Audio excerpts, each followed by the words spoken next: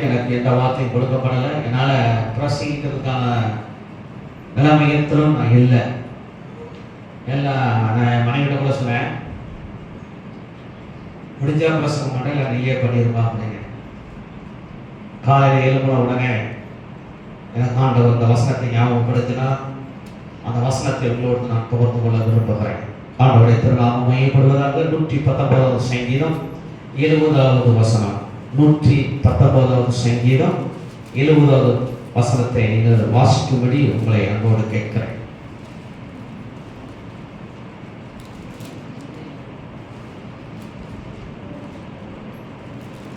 அவர்கள் இருதயம் 119வது சங்கீதம் 70வது வசனம் 71. நான் உபத்திரவப்பட்டது எனக்கு நல்லது, நான் உபத்திரவப்பட்டது எனக்கு நல்லது, அதனால் உமது பிரமாணங்களை கற்றுக்கொள்கிறேன், அதனாலே உமது பிரமாணங்களை கற்றுக்கொள்கிறேன். ஹல்லேலூயா, ஹல்லேலூயா. அந்த சங்கீதக்காரன் இந்த சங்கீதத்தை எழுதுனது யாரெல்லாம் தெரியாது. ஆனா இந்த சங்கீதக்காரன் இப்படியா அவர் எழுதியிருக்கிறார், நான் உபத்திரவப்பட்டது நல்லது, அதனாலே உமது பிரமாணங்களை கற்றுக்கொள்கிறேன். ஹல்லேலூயா. நம்ம சொல்லுவோமா, நான் வருத்தப்படுகிறது நல்லது, அதனாலே தேவனே நம்முடைய பிரமாணங்களை கற்றுக்கொள்கிறேன் என்று நம்ம சொல்லுவோமா? சொல்ல மாட்டோம். ஏன்னா வருத்தம் வேதனையும் நம்மை சஞ்சலப்படுத்தும், நம்ம கஷ்டப்படுத்திக்கிட்டு இருக்கோம்.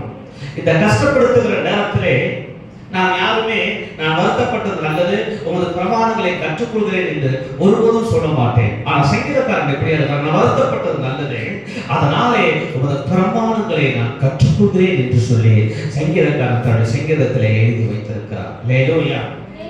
உபத்திரவப்படுகிறதுனாலும் துன்பங்களை அனுபவிக்கிறதுனாலே நாம் தேவனுடைய பிரமாணங்களை எப்படி கற்றுக்கொள்ள முடியும்? அந்த தேவனுடைய அன்பை நாம் எப்படி அறிந்து கொள்ள முடியும்? சற்று வித்தியாசமான கோணமாக இருந்தாலும், வித்தியாசமான சூழ்நிலையா இருந்தாலும், அந்த சங்கீதக்காரன் தன் தெளிவாக எழுதியிருக்கிறார், நான் உபத்திரவப்பட்டது நல்லது, அதனாலே ஒரு பிரமாணங்களை நான் கற்றுக்கொள்கிறேன் என்று சொல்லி. பிள்ளைகளே, உபத்திரவம் நம்மை உருவாக்கக்கூடியதாக இருக்கிறது. உபத்திரவங்கள் நம்மை சரிபடுத்தக்கூடியதாக இருக்கிறது. உபத்திரவங்கள் நம்மை நிலைநிற்க செய்கிறது. நம்ம எல்லாருமே தங்கம் பார்க்கிறோம், தங்கத்தை பயன்படுத்துகிறோம். அது ஒரிஜினல் தங்கமா இல்ல அது டூப்ளிகேட் தங்கமான்னு எப்படி தெரியும்? அதை என்ன செய்வாங்க? தங்கத்தை என்ன செய்வாங்க? உரசி பார்ப்பாங்க. உரசி பார்த்து அது அதுலதான் அது நல்ல தங்கமா இல்ல சுத்தமான தங்கமா, 22 கேரட்டா 24 கேரட்டா பசும் பொண்ணா அப்படிங்கிறத கண்டுபிடிப்பாங்க. ஹல்லேலூயா. எனக்கு அன்பான தேவ பிள்ளைகளே, தங்கத்தை உரசி பார்ப்பது போல சில நேரங்களிலே நம்முடைய விசுவாசத்தை உரசி பார்க்கக்கூடிய சூழ்நிலைகள் ஏற்படும். ஹல்லேலூயா. என்னைக்காச்சும் சொல்லிருக்கீங்களா, எனக்கு இடுப்பு வலி வந்தது நல்லது ஆண்டவரே, இதனாலே நான் உமது பிரமாணங்களை கற்றுக்கொள்கிறேன் என்று சொல்றோமா? என்ன செய்வான்? நம்ம ஆண்டவரே ஏன் இந்த இடுப்பு வலி எனக்கு கொடுத்தீங்க, இந்த வயிற்று வலி எனக்கு கொடுத்தீங்க, என்னால தாங்க முடியலையே அப்படின்னு முறையிடுவோமோ ஒழிய, சங்கீதக்காரன் சொன்னவனமா நான் உபத்திரவப்பட்டது நல்லது, அதனாலே உங்க பிரமாணங்களை நான் கற்றுக்கொள்கிறேன் என்று ஒருபோதும் சொல்ல மாட்டோம். ஹல்லேலூயா. ஆனா சொல்லணும், அதுதான் வேதம் சொல்கிறது. ஹல்லேலூயா. நம்முடைய உறவினர்கள், நம்முடைய நண்பர்கள், நம்ம கூட பிறந்தவங்க, நம்மளை பெற்றவங்க, நாம பெற்றவங்க, இவங்கெல்லாம் எப்ப நமக்கு அவங்களுடைய ஒரிஜினாலிட்டி தெரியும் தெரியுமா? அந்த ஒரிஜினாலிட்டி எப்ப நமக்கு தெரியும்? நமக்கு ஒரு துன்பம்னு வரும் பொழுதுதான் தெரியும், ஒரு துயரம்னு வரும்போதுதான் தெரியும், நமக்கு ஒரு பணச்சிக்கல் வரும் பொழுதுதான் தெரியும். அண்ணன், தம்பி, அக்கா, தங்கச்சி, உடன் பிறந்தவங்க, மாமனார், மாமியார், கொழுந்தியார், நாத்தனார், இவங்க எல்லாமே அப்பதான் தெரியும். நண்பர்கள், எனக்கு உயிரையே கொடுப்பார்கள் நண்பர்கள்பாங்க. அப்பதான் தெரியும் உயிரை எப்ப கொடுக்குறாங்கன்ட்டு. அவங்க கிட்ட ஒரு 5000 கேட்டு பாருங்க, அப்ப தெரியும் அந்த நண்பர்கள் எப்படி இருக்கு, அவங்களுடைய நிலவரம் என்ன அப்படின்னு. கூட பிறந்தவங்க கிட்ட மருத்துவ செலவாகி போச்சு, ஒரு 50,000 கொடுங்கன்னு கேட்டு பாருங்க, அப்ப கூட பிறந்தவங்களுடைய நிலவரம் தெரியும். அல்லேலூயா. அப்பதான் அதோட ஒரிஜினாலிட்டி தெரிகிறது. எனக்கு அன்பான தெய்வ பிள்ளைகளே, உபத்திரவங்கள் வரும்பொழுதுதான், சோதனைகள் வரும்பொழுதுதான் நம்முடைய ஒரிஜினாலிட்டியும் தெரியும். அல்லேலூயா, அல்லேலூயா. நான் தேவனே தேவனே என்று சொல்கிறேனா, இல்லை என்னுடைய காரியங்களுக்கு, என்னுடைய தேவைகளுக்கு மாத்திரம், என்னுடைய காரியங்கள் நடைபெறுவதற்காக மாத்திரம் நான் தேவனை தேடுகிறேனா அப்படின்னா அப்பதான் தெரியும். எனக்கு அன்பான தெய்வ பிள்ளைகளே, வேதாகமத்தில் ஒரு நபரை நான் சுட்டி காண்பிக்க விரும்புகிறேன். ஆதியாகமத்தின் புத்தகம் 21ஆம் அதிகாரத்தில் ஆபிரகாமை குறித்து எழுதியிருக்கிறது. இந்த காரியங்கள் எல்லாம் நடந்த பின்பு கர்த்தர் ஆபிரகாமை சோதித்தார். கர்த்தர் ஆபிரகாமை சோதித்தார். என்ன சோதிச்சார் தெரியுமா? வாசிங்க. இந்த காரியங்கள் நடந்த பின்பு தேவன் ஆபிரகாமை சோதித்தார். அவர் அவனை நோக்கி ஆபிரகாமே என்றார். அவன் இதோ அடியேன் என்றான். அப்பொழுது அவர் உன் புத்திரனும் உன் ஏகசுதனும்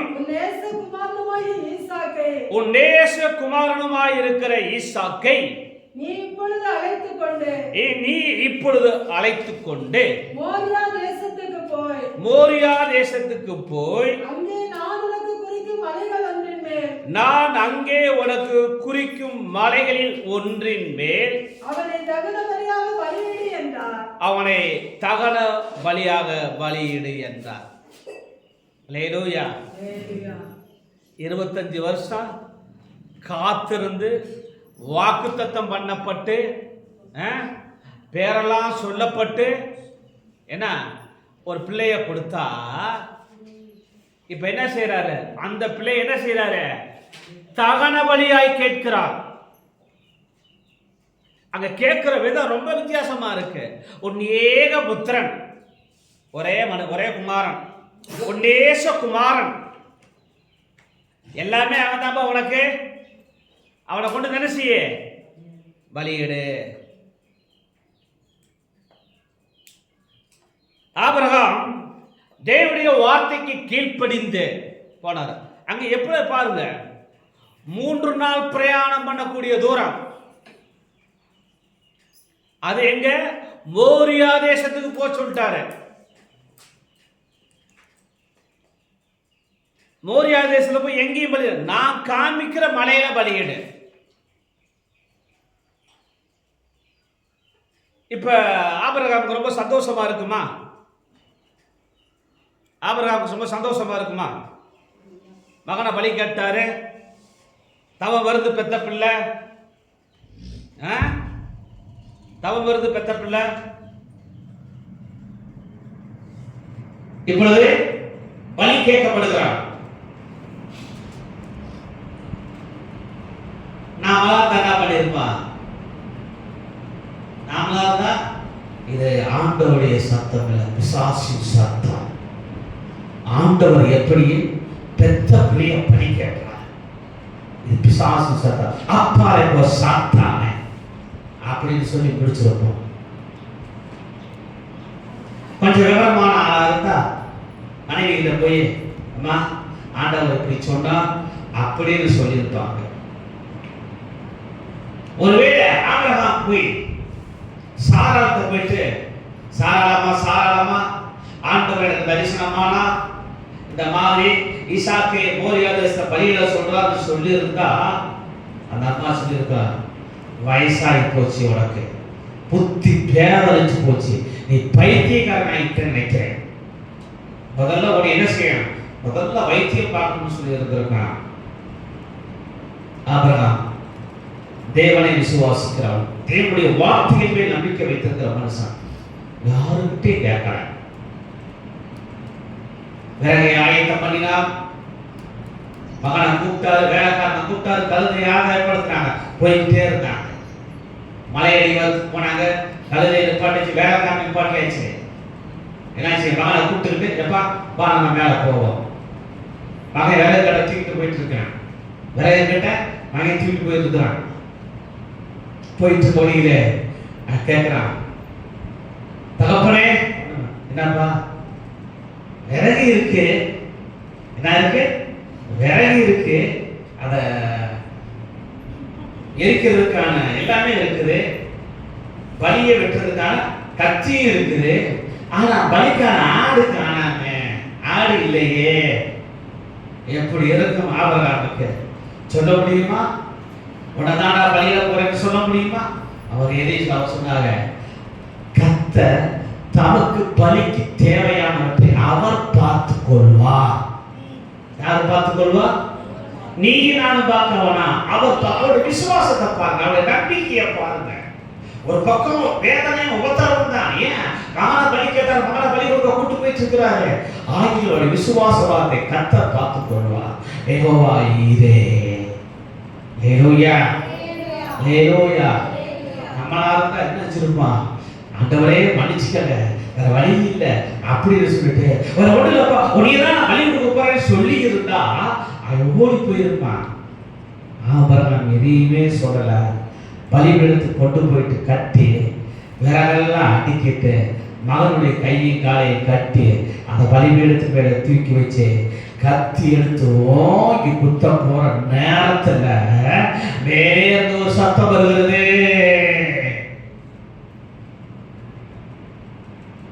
மேலே இருந்து ஒரு சத்தம் வருது. அவராமே அவராமே பிள்ளையாண்டா மேல் கையை போடாதே, நீ தேவனுக்கு பயப்படுகிறவன் இப்பொழுது அறிந்திருக்கிறேன். ஹல்லேலூயா, ஹல்லேலூயா. நீ தேவனுக்கு பயப்படுகிறவன் இப்பொழுது அறிந்திருக்கிறேன் அப்படின்னு சொல்லி முடிச்ச உடனே ஆபிரகாம் பின்னாக திரும்பி பார்த்தா பலிக்கு தேவையான ஒரு ஆட்டுக்கடை அங்கே இருந்தது. ஹல்லேலூயா, ஹல்லேலூயா, ஹல்லேலூயா. இல்லாமல் இருந்து இருக்கிறவர்களால் பெயரிட்டு அழைக்கிறவர் நம்முடைய தேவன். அதனால அவருக்கு தெரியும் நான் உபத்திரவப்படுகிறது நல்லது, அதனாலே அவருடைய பிரமாணங்களை கற்றுக்கொள்கிறேன். ஆபிரகாம் அந்த உபத்திரவத்தை அவர் சந்தோஷமா ஏற்றுக்கொண்டார். வருத்த வேதனை ஒரு பக்கம் இருந்தால் நாங்கள் அப்பாற்பட்ட விஷயம். ஏன்னா அவர் நம்மளை போல் மனிதன் தானே இருந்திருந்தாலும் தேவன் கேட்டு விட்டார். யார் கேட்டிருக்கிறது? தேவன் கேட்டுட்டாரு. அதனால என்ன செய்யலாம்? ஆண்டவர் கொடுத்தாரு. ஆண்டவர் கேட்கும் பொழுது ஆண்டவருக்கு கொடுத்துடணும். ஹல்லேலூயா, ஹல்லேலூயா. ஆபிரகாம் அவன் கொடுத்ததுனாலதான் மேலே இருந்து சாட்சி வருது, கீழே இருந்தல மேல இருந்து சாட்சி வருது. நீ தேவனுக்கு பயப்படுகிறவன் என்று அறிந்திருக்கிறேன். ஹல்லேலூயா, ஆமென்.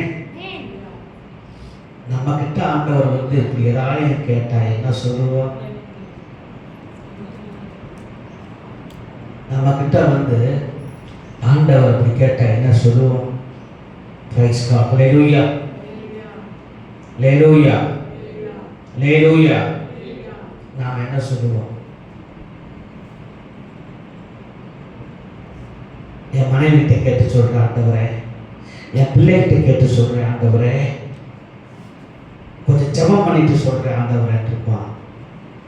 ஆபிரகாம் அப்படிலாம் சொல்லல. ஆபிரகாம் அப்படி சொல்லல. ஆண்டவர் கேட்டுட்டாரு, கொடுத்துடணும். ஆண்டவர் கேட்டா கொடுத்துடணும் அப்படின்றத முடிவுக்கு வந்துட்டான். நான் உபத்திரவப்படுகிறது நல்லது, வருத்தப்படுகிறது நல்லது, அதனால நான் பிரமாணங்களை கற்றுக்கொள்கிறேன் அப்படின்னு சொல்லியிருக்கிறேன். சாந்தா சிஸ்டர் ஆண்டவர் வந்து உங்க பிள்ளைகளை ஒன்று ஆண்டவர் ஊழியத்துக்கு கொடுத்து கேட்டா கொடுத்துருவீங்களா? சாந்தா சிஸ்டர் உங்களை தான் கேட்கிறேன், ஆண்டவர் வந்து உங்க பிள்ளைகளை ஒரு ஆளை ஊழியத்துக்கு கொடுப்பான்னு கேட்டா கொடுத்துருவீங்களா? ஆமாம், அப்படிதான் இருக்கிறேன். இல்லை ஆண்டவரே, என் வீட்டுக்கார்ட்ட கேட்டுட்டு என் பிள்ளைகிட்ட கேட்டு எங்கள் சொந்தக்காரங்களாம் கேட்டுவிட்டு அப்புறம் நான் தாய் சொன்னால் அது தேவையே இல்லை. அல்லேலூயா. ஆண்டவர் யாருக்கு எந்த நேரத்தில் எதை செய்வார் அப்படின்னு நமக்கு தெரியாது.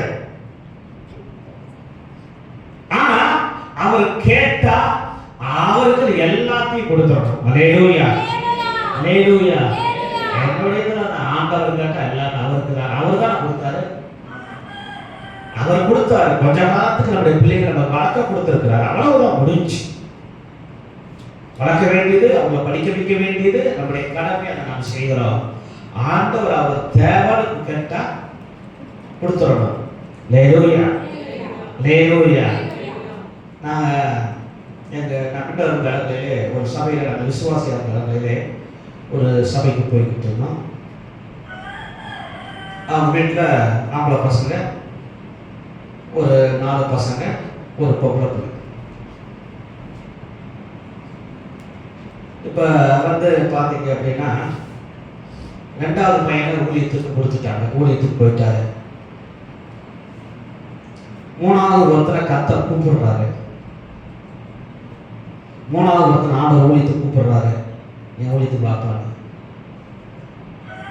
நான் சம்பாதிச்சு ஊழியத்துக்கு உதவி செய்கிறேன், நான் வரலை.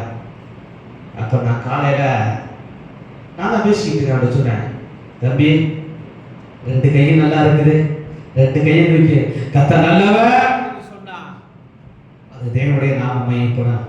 ஒரு கை போன பிறகு ஒத்த கையில் அந்த கட்டையை வச்சுக்கிட்டு ஆண்டவர் நல்லவர்னு சொன்னா அது நல்லா இருக்காது, நீ பார்த்து முடிவு செய்ய சொல்லி அனுப்பிட்டு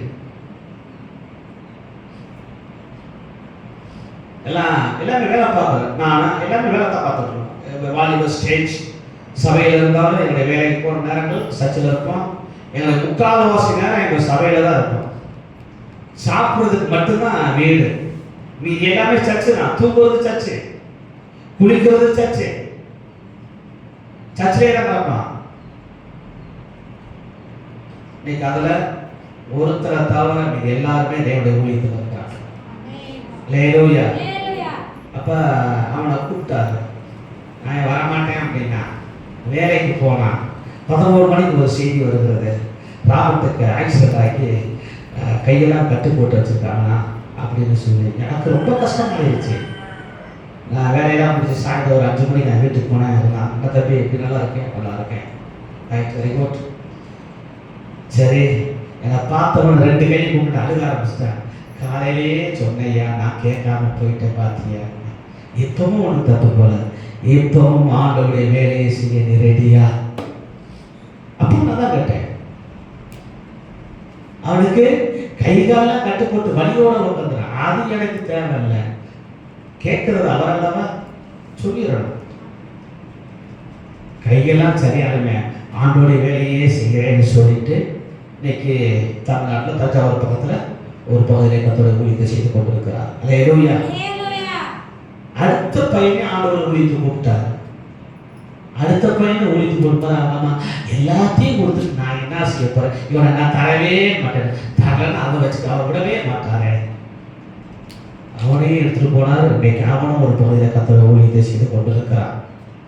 அல்லேலூயா. நான் அப்படிதான் கேட்டேன், எல்லா பேரையும் ஆண்டவர் ஊழியத்துக்கிட்ட என்ன பண்ணுவீங்க, சும்மா இருப்பாரு, எதாவது சொல்லாத அப்படின்னா. நான் அப்படி ஏமா எல்லா பேரையும் ஆண்டவர் ஊழியத்துக்கிட்ட என்ன பண்ண போறீங்க அப்படின்னாங்க. சும்மா இருப்பா, அப்படிலாம் சொல்லாத. அப்படிலாம் ஆண்டவர் கேட்க மாட்டார், கேட்பாரே. அவருக்கு தேவையே என்ன செய்யறது, கொடுத்துதானே ஆகணும். அல்லேலூயா, அல்லேலூயா. கர்த்தருக்காய் கொடுத்தவர்கள் ஒரு நாளும் அவங்க வீணாய் போனதில்லை. அல்லேலூயா, அல்லேலூயா. நாங்கள் என் குடும்பத்தில் நாங்கள் இயேசுவை அறியாத குடும்பத்தில் பிறந்து வளர்ந்தாலும் கர்த்தரை ஊழியத்துக்கு அழைக்கும் பொழுது கிட்டத்தட்ட ஒரு 20 வயசுக்கு 21 வயசு இருக்கும். வேதாகம கல்லூரிக்கு அனுப்பணும்னு சொல்லும் போது தான் பிரச்சனையே இருக்குது. எங்கள் வீட்டில் எங்கள் அப்பா ஒத்துக்குவார் இல்லையா தெரியாது. குடும்பத்துக்கு மூத்தவன் நான். நீ வேலை செஞ்சு சம்பாரிச்சு குடும்பத்தை காப்பாற்ற வேண்டிய நேரத்தில் ஊழியத்துக்குன்னு போயிட்டு அப்படின்னா இந்த குடும்பத்தை யார் பாப்பா, பிள்ளைகளை யார் பாப்பா அப்படிம்பாங்க. கத்த நல்லவர். எங்க அப்பா எனக்கு சந்தோஷமா அனுப்புனா. நான் என்னைக்கு வேளாண் கல்லூரியில் போய் உள்ள நுழைஞ்சனா அதுக்கு பிறகுதான் எங்க வீடே ஆசீர்வதிக்கப்பட்டுச்சு. ஹல்லேலூயா. பல வருடங்களுக்கு மின்சாரம் கொடுக்காம இருந்தாங்க, அந்த மின்சாரம் கிடைச்சிச்சு. பல நிலைமைகளிலே கர்த்தர் எங்களை உயர்த்தினார். ஹல்லேலூயா. ஏன் அப்படின்னா கர்த்தர் கேட்டா கொடுக்கணும். கொஞ்சம் கஷ்டமா இருந்தா பரவாயில்ல, நான் உபத்திரவப்பட்டது நல்லது, அதனால என்னோட பிரமாணங்களை கற்றுக் கொடுக்கிறேன். ஆண்டவர் உபத்திரவப்படுத்தி நம்மளை ரொம்ப கஷ்டப்படுத்த மாட்டாரு. அவர் தேவனுடைய சத்தியங்களை கற்றுக் கொடுப்பதற்கு, தேவனுடைய வாக்கியங்களை அறிந்து கொள்வது, தேவனுடைய அன்பை அறிந்து கொள்வதற்கு நமக்கு வாய்ப்பாய் அமைகிறது. ஹல்லேலூயா. ஆண்டவரே, நான் ஒத்த பிள்ளை தானா வச்சிருக்கேன், ஒத்த பிள்ளைய, ரெட்ட பிள்ளைய, 3 பிள்ளைய, அதெல்லாம் அவருக்கு தேவை. அவருக்கு தேவைன்னா கேட்டா கொடுத்துட்டு ஆண்டவரை தோத்துறான் அப்படின்னு போயிடணும். ஹல்லேலூயா. ஹல்லேலூயா. ஹல்லேலூயா. நான் உபத்திரவப்பட்டது நல்லது, உமது பிரமாணங்களை கற்று சொல்கிறேன் என்று சங்கீதக்காரன் சொல்லியிருக்கிறதா. நமக்கு வருகிற சில உபத்திரவங்கள் நமக்கு சில பாடங்களை கற்றுக் கொடுக்கிறதா இருக்கிறது, நம்மளை உருவாக்கக்கூடியதா இருக்கிறது, நம்மை விசுவாசத்திலே நம்மை ஓட வைக்கக்கூடியதா இருக்கிறது. ஆமென். ஆகவே நாம் தேவனுடைய சமூகத்தில் நம்மை அர்ப்பணிப்போம். நம்முடைய உபத்திரவங்களின் வழியாய் தேவனுடைய சத்தியத்தை கற்றுக்கொள்வோம், விசுவாசத்தில் வளர்வோம். ஆண்டவர் உங்களுக்கு எனக்கு அவர் உதவி செய்வாராக. ஆமென். ஆமென். கண்களை மூடி ஜெபம் பண்ணுவோம்.